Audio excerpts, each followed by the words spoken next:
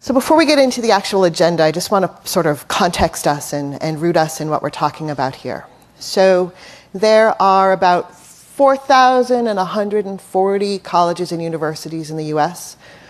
So the goal of the college process is not to find the one school. The goal is to find a range of schools that will meet the students' needs. So at its most basic, this college process has 5 stages. Your student's going to choose schools based on their interests, based on their career goals, even if they don't have one yet, or even if they have a couple that they're interested in. They're going to think about their intended major. One of the things about students with dyslexia that's different than neurotypical kids is neurotypical kids sort of have to be practical in their major, and they sort of have to have that linear path. Our kids are not like that. So to find a major isn't so much an exercise in what's practical, it's an exercise in finding out what their passions are. Because they will find a way to make a living doing what they love. They will be less likely to find a happy life if they're doing something that they have to do, that they haven't been passionate about. So as I talk to majors about with my students, it's very much uncovering that. And that's a thought that they've never really considered before, most of them. So choosing a school involves all of those sorts of visions, but it also involves practical questions like, what kind of setting do you want to be in? How do you feel about urban or rural? Do you like pressure cookers? Do you not like pressure cooker sort of schools? How big a school feels right for you? What are their learning needs? And being able to articulate that is really important. So we get all of that out in the first part of the process. And we choose schools based on all of that. And it's a very iterative process of a bunch of schools. They do some research. We have conversations. We refine the list. At the end of all of that, though, we want a combination of schools where some of them are going to be what we call reach schools that may not be super easy for them to get into but meet their needs. We want to find a decent number of target schools that are pretty solidly appropriate for them. And then we want to find some comfort schools where we don't call them safeties, we don't call them backup schools, but they're good fit schools. They just have a different sort of criteria from an admission standpoint. And then we're going to apply to the schools. So most schools use the Common App. Some don't. So it's really important to not just rely on the Common App to figure out when all of your deadlines are, because you may have some non-Common App deadlines and you don't want to miss them. Part of applying to college is asking your teachers and guidance counselors and other people for recommendations. So you have to factor that into the process as well. And some schools only want a teacher and a guidance counselor, and others want to hear from coaches or employers. So knowing all of that up front is really helpful to manage the process. Different schools have different types of applications. So we're just going to talk about them briefly. So early decision is a binding decision. So that's the one and only school that your student is committing to, regardless of financial aid awards, regardless of anything else. So that's you're bound by that decision, and you actually sign that if you get in, you're not going to consider going anyplace else. So early decision is binding. Early action is non-binding, but it's a way to apply early in sometimes a smaller pool, sometimes not. And then there's regular decision, which typically has December to January sort of deadline. And then there are rolling decisions where schools look at the applications as they come in. So all of that factors into the applying and the figuring out the schools. You send in your applications, magically you hear back, and then you're going to choose the school that's the best fit academically, socially, financially, and from a learning services standpoint.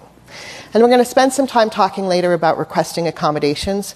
And we're going to spend some time later talking about ways to make your student thrive. But in a nutshell, this is the process that makes every parent stay awake and every student get stressed out their senior year. So it's really only 5 stages, not that scary. So that's what we're talking about. And in terms of big picture takeaways, the first message is you've got to start these kids early. For some students with dyslexia, it's all they can do to get through their classes. So senior year is emotional, it's stressful, and there's a ton of work if they're taking higher level classes like AP classes or honors level classes. So their bucket is already full, regardless of whether they're applying to school. So the sooner you can start this before senior year starts, the easier and more enjoyable that senior year is going to be. So the applications and the essays, try and start them before the school year even starts, which means that junior year, sophomore year, freshman year, you're thinking about schools already so that you can have that list before the summer starts of junior year so that you understand what's involved in the applications.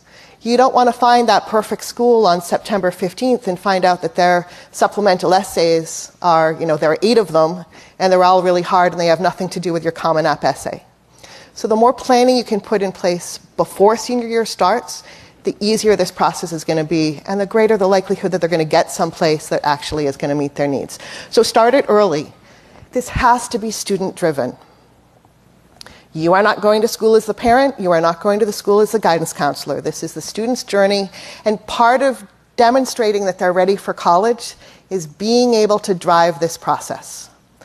So there are plenty of students with dyslexia, and we know and love them, who come to junior year, senior year, and they just don't have the skills that are going to be necessary for going off to college.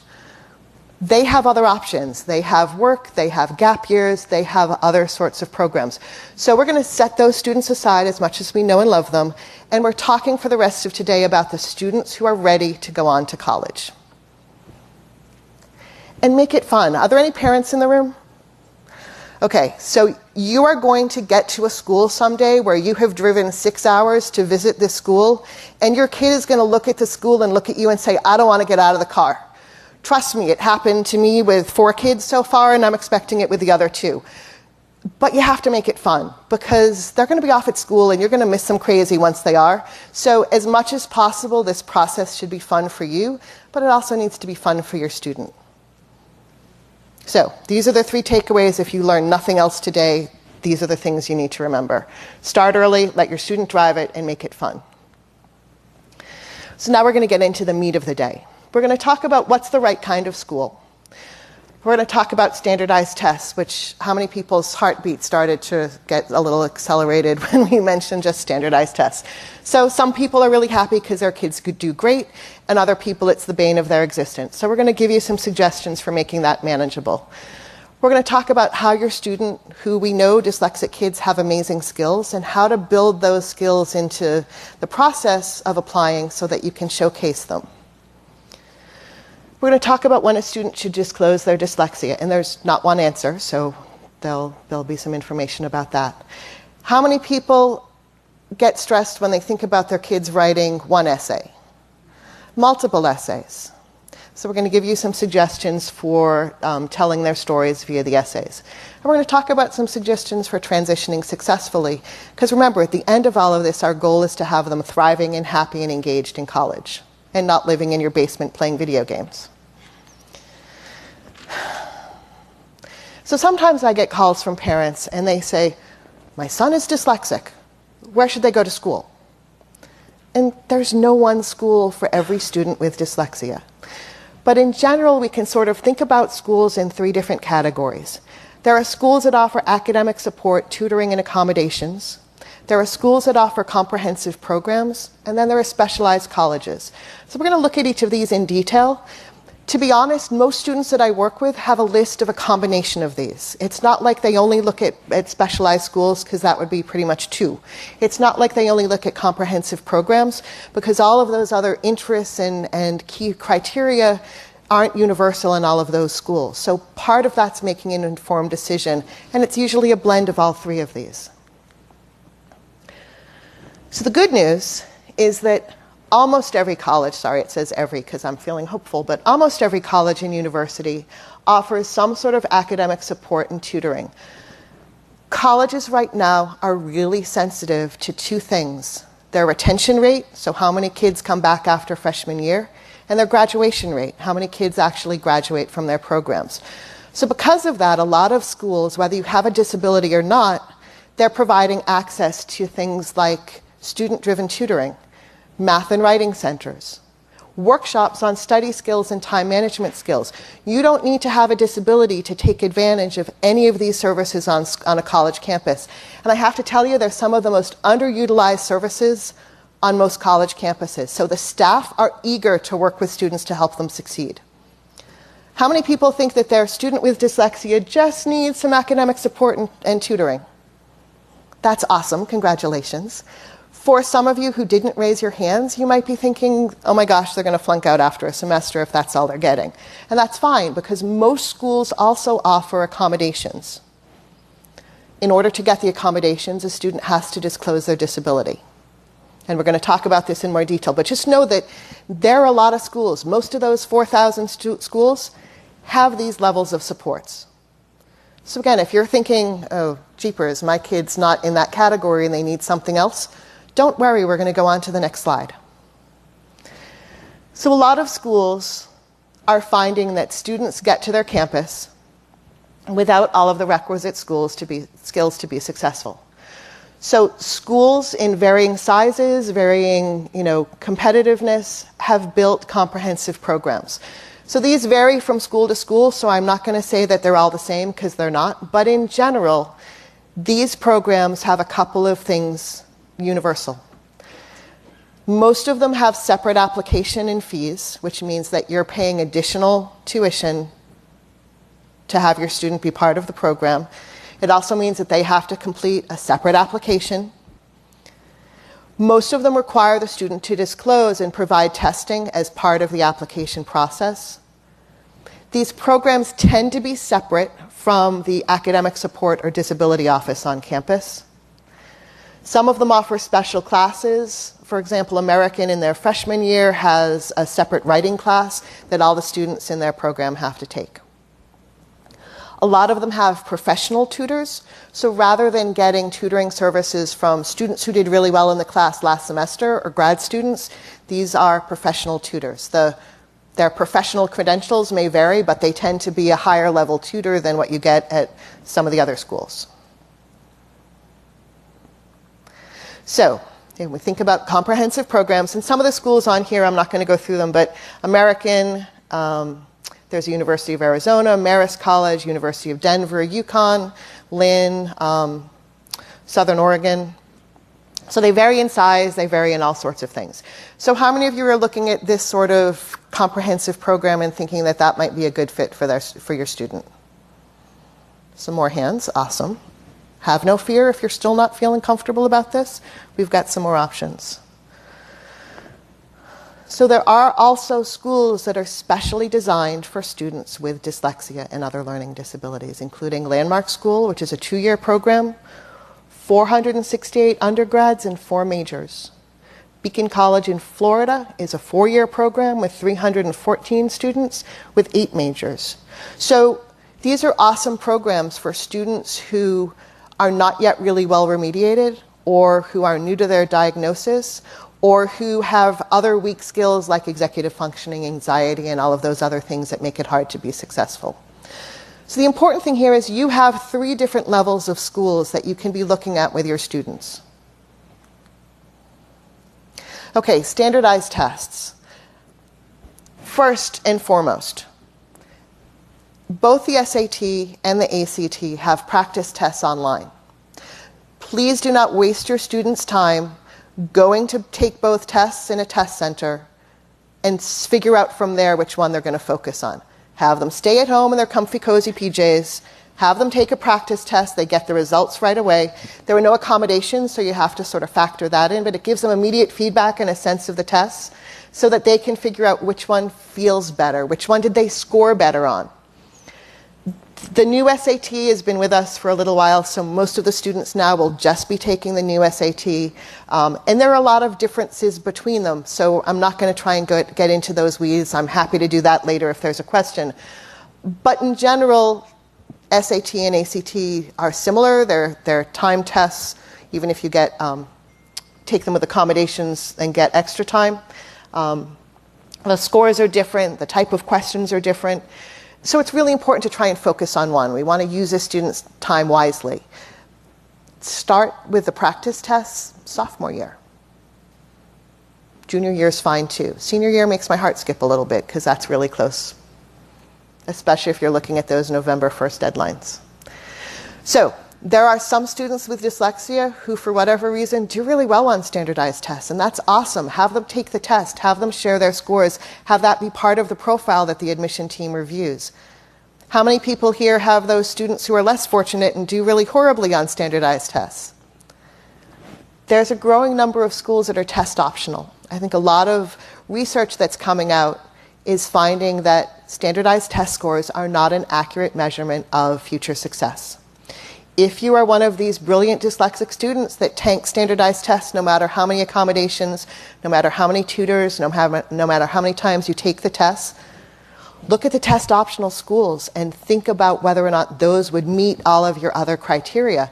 And again, for some of my students, they're all test optional schools, and for some of my students, there's some test optional and some where they're going to have to factor that in and disclose the test scores.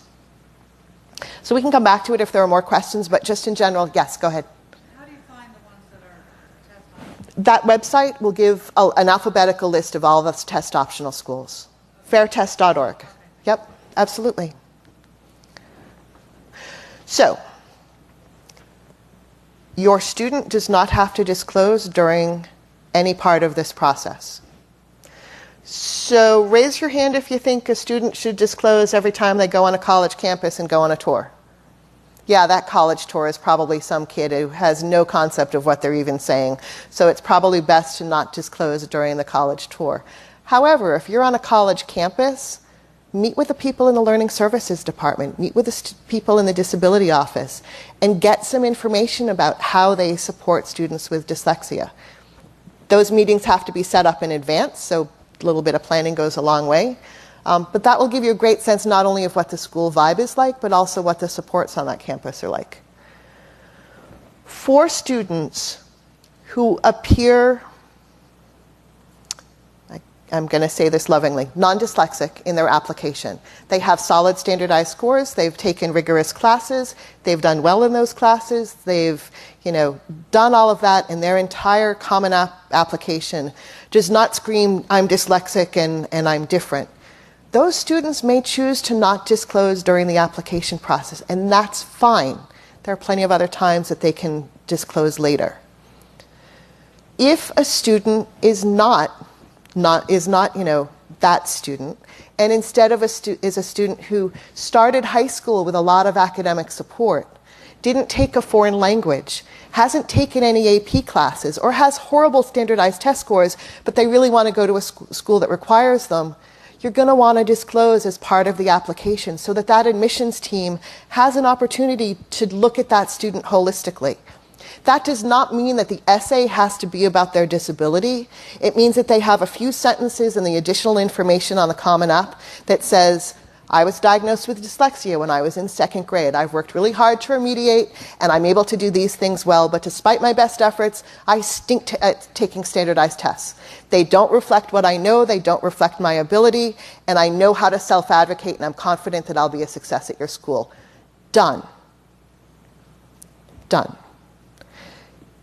If you don't disclose during the application process and you know that your student is going to need supports, the next logical time to disclose is as soon as they've been accepted and they know where they're going. So don't wait till you're on campus, because weeks are going to go by and your kid's going to be taking tests and they're not going to get the accommodations, and a professor is not going to go back and retrofit those scores to the accommodations that weren't in place. And never is not acceptable. I had a client who said, I'm really done with my dyslexia. I don't want to bring it to college. I've lived with it for 18 years. I'm sick and tired of it. And so they didn't disclose. And we were checking in throughout first semester. And then the attitude shifted to, I learn best by failing. That's really the best way for me to learn something, is by failing first. And then I can regroup, and I'm like, really, your parents are going to let you fail for an entire semester, not get any credit for any of those classes, and that's going to be fun for you? How? So never is not okay. So the best time is either during the application process or once you know what school you're going to. And Carrie, you had a great suggestion this morning, is once you've been accepted to a couple of schools, you can also seek accommodations at that point and see what sort of feedback you get and make that part of your decision-making process.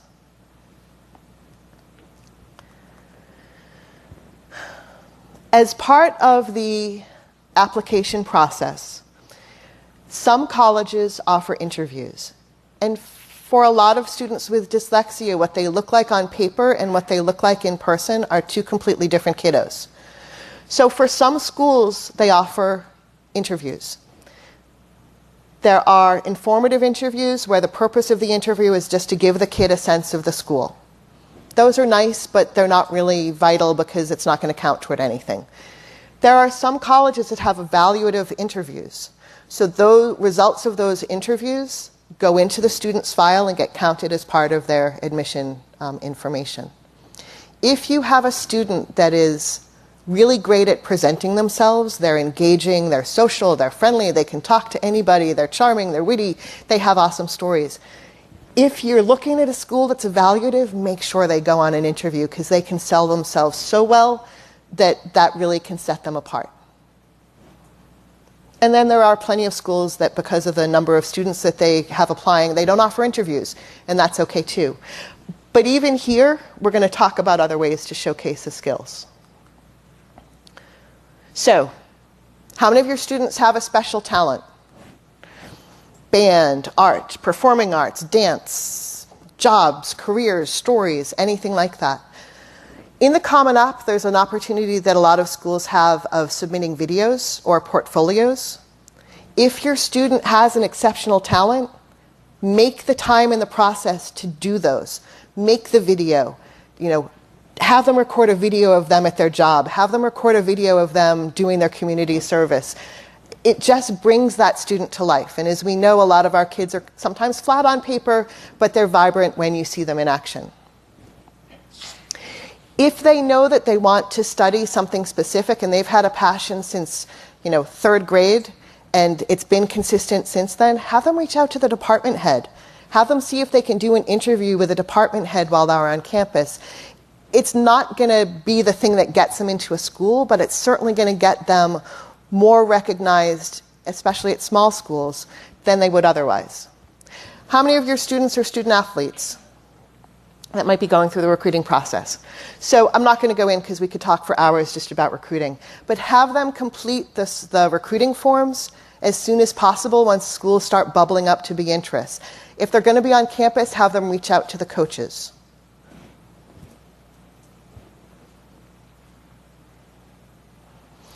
The one thing to keep in mind from an athletic standpoint is D1 athletes tend to get embedded academic support into their D1 experience.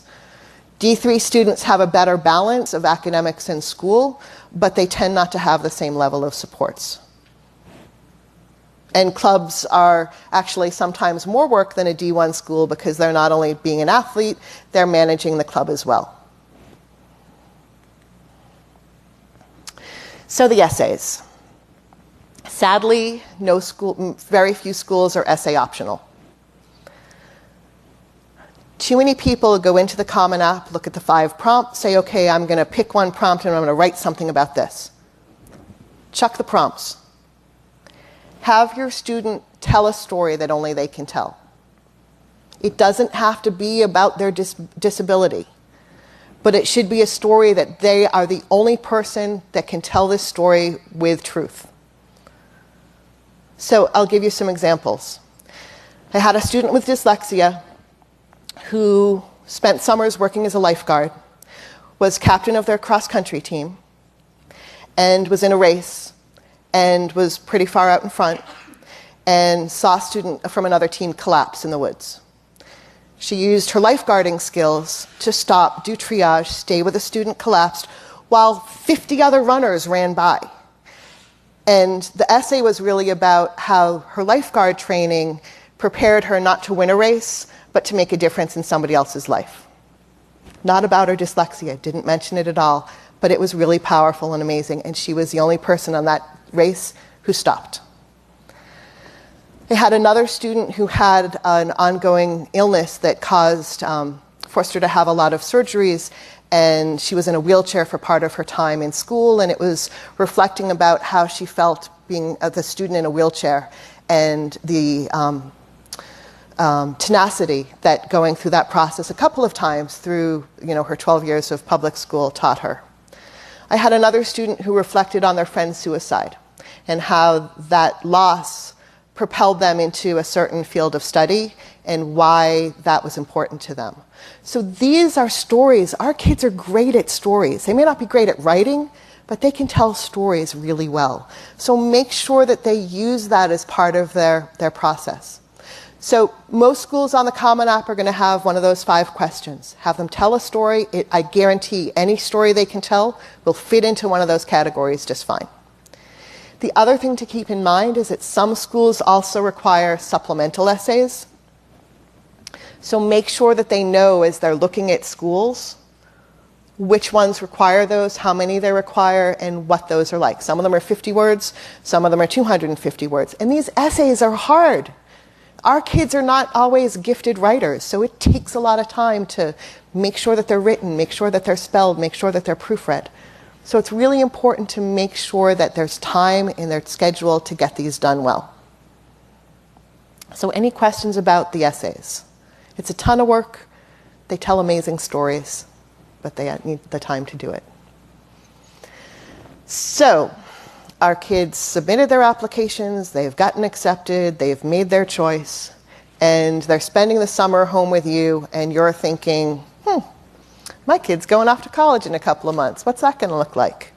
So think about some of the skills that your student has and spend that time that they're still at home developing the skills that they may not have super strength.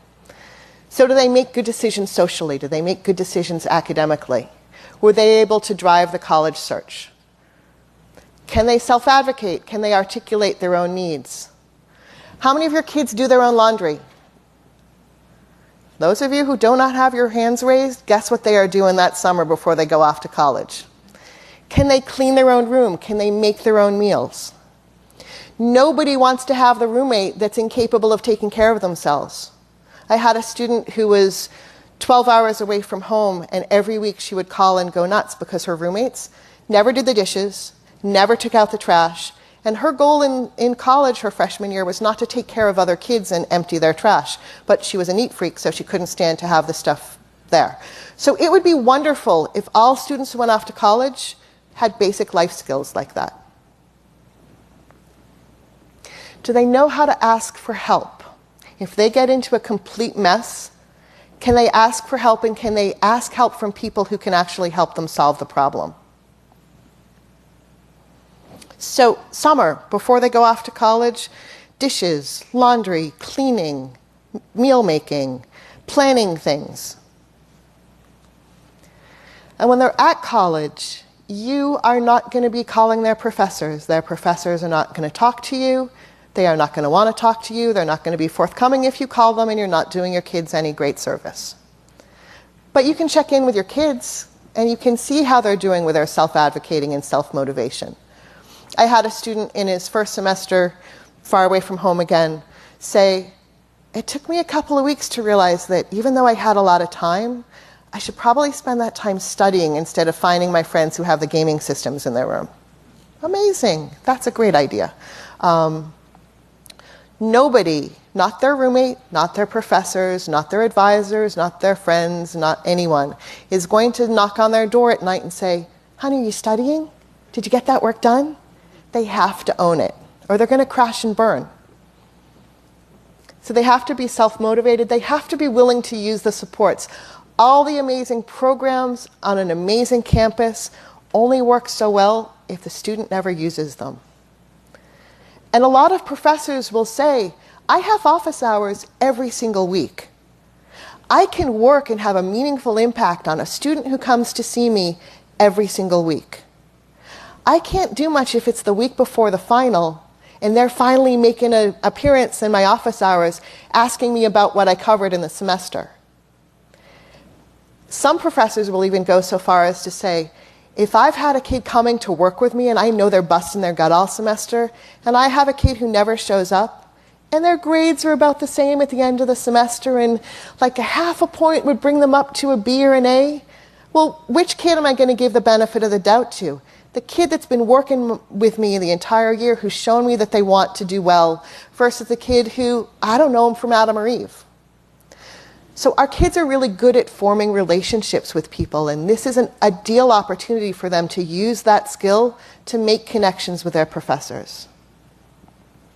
And if everything starts to go south and they're struggling, there are multiple levels of supports on a college campus for them to use. They just need to self-identify and ask for the help. So the goal of all of this is graduating from college, having that amazing celebration, and thriving for the time that they're in school. So I'm going to leave some time now for questions. I just want to make sure we're doing fine for time. And again, if you do have questions, I'm happy to stay. If you could just use the mic so that we can have it recorded, that would be awesome.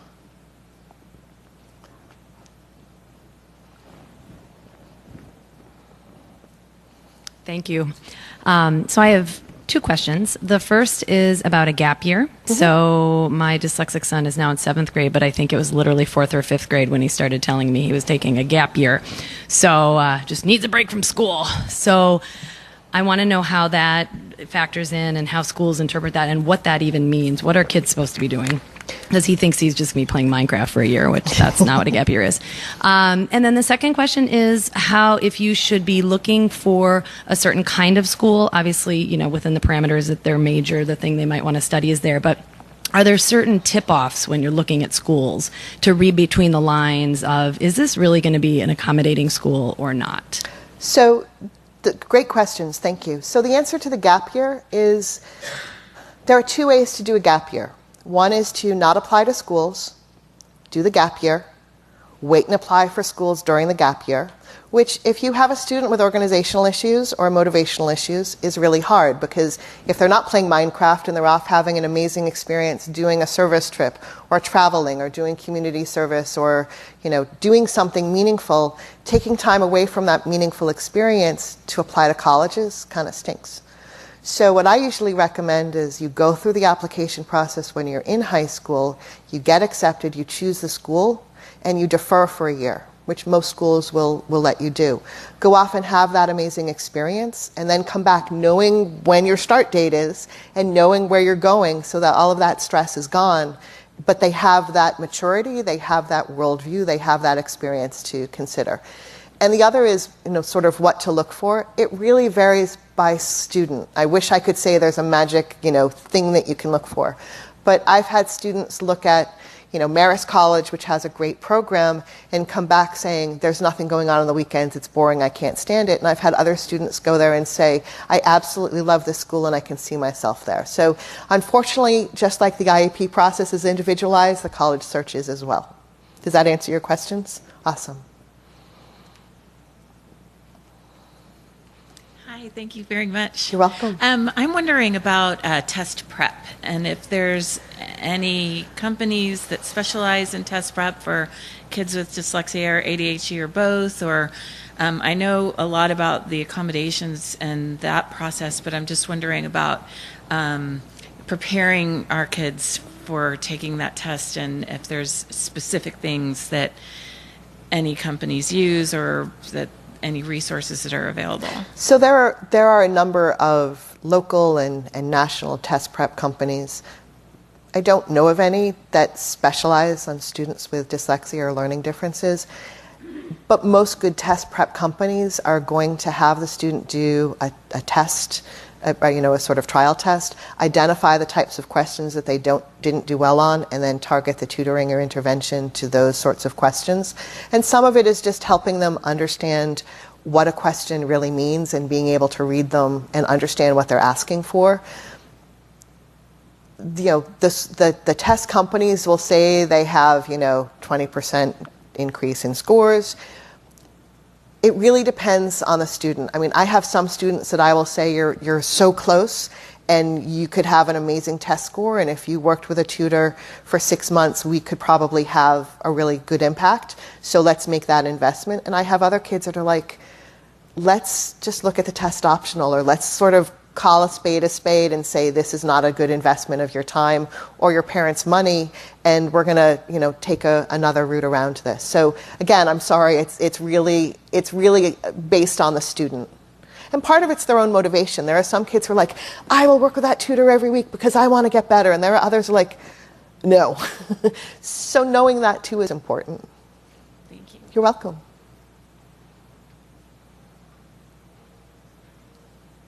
All right, knowing that each student is an individual, but in your experience, coming to this for the first time, listening, you're saying start more or less at the end of middle school, the beginning of high school, to guide them toward college. To start thinking about it. So you're prepping them, you're working with them, you get to their senior year. Have you had individuals where you say, this is realistically not a path for you at this time, either through maturity or skills, and have you still said, go ahead and try it, even though it's a financial risk? Or have you said... That's a conversation that I have with the whole family. If I'm starting to get to, the start of senior year and there's just a lot of disconnects and there's a lack of motivation and I'm getting the sense that the student just doesn't have their heart in it, I regroup with the parents, I regroup with a student, and I put it out there. And then it becomes, a group decision. I can't tell a student to apply or not apply, but I have to make sure that the entire family has a clear understanding of what signs I'm seeing and what they might lead to, or what the other options are. And some families, they'll say, I don't care, I want my kid to go to a 4-year school. That's their decision. It's not mine, and I will support them. But I think I owe it to them to put it out there. And how have you had the conversation without crushing the person with the learning disability? Well, it's interesting, but when the students are in that situation, they know.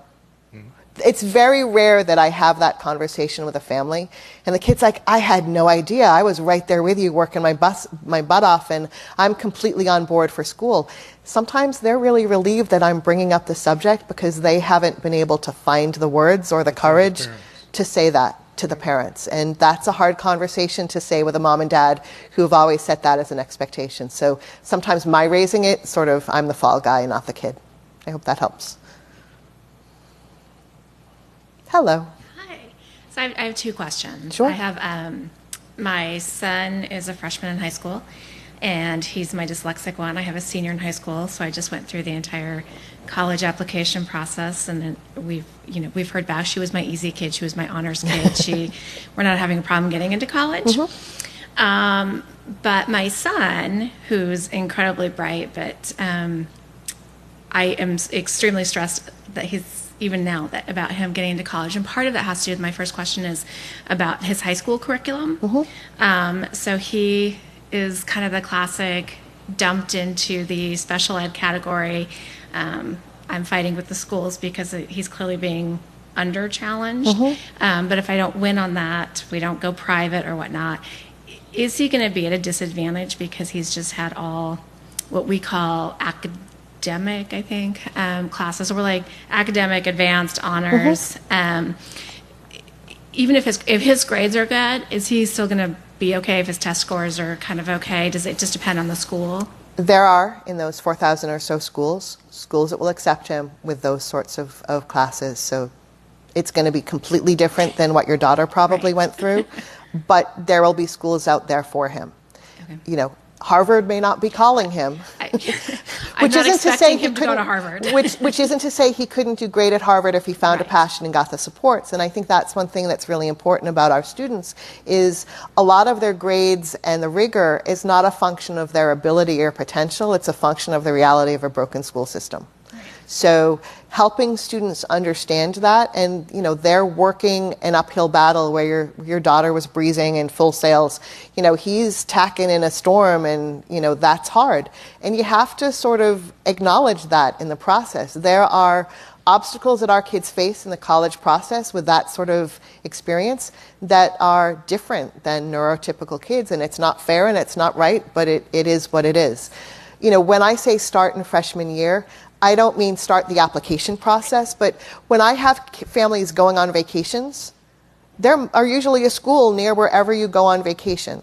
So stop at the school, schedule a tour, sit and look at the vibe, reflect on that. Those things are hard for our students to articulate. So the sooner they do that, the better informed they'll be of, oh, that school that was in the woods I hated because of X, Y, and Z. That school that I visited, I liked because of ABC. So the more you can expose them to this, the more you can help them get the language, and the more you can help them think about the things that are going to make an informed decision for them. Okay. And my second is on the evaluative interview process, because yes, my son is the life of the party. He's it's his coping mechanism to deal with his dyslexia. So he is great in person. If we go and start looking at schools, do those schools clearly, and again, I didn't have to go through this with my eldest, do they clearly lay out, yes, we have an evaluative interview process so we can kind of flag those for ourselves? So the FISC guide of colleges and universities is really helpful because it offers that information within the book. It also is different because it doesn't just capture data that the schools provide. They actually have people visiting the schools. So it's a really good, helpful, insightful, big ol' hunkin' book about that sort of information. So I would recommend that. And it does specify for each of the schools that are listed there, whether it's informative or evaluative. If you're looking at schools that aren't part of the FISC guide, call the admissions office and ask. Or better yet, have your son call the admissions office and ask. Or send them an email. Listen, my son's going to be the one leaving the dirty dishes over there, so I get it. Thank you so much. You're welcome. FISKE. FISC Guide to Colleges and Universities. All right, thank you so much for spending your afternoon with me on a Friday, and I'm grateful. I hope I gave you lots of information. I have cards up here if you want them. Feel free to come grab them. My handouts should be posted, but if they're not for whatever reason, or if you have questions, if you email me, I will respond. Thank you so much.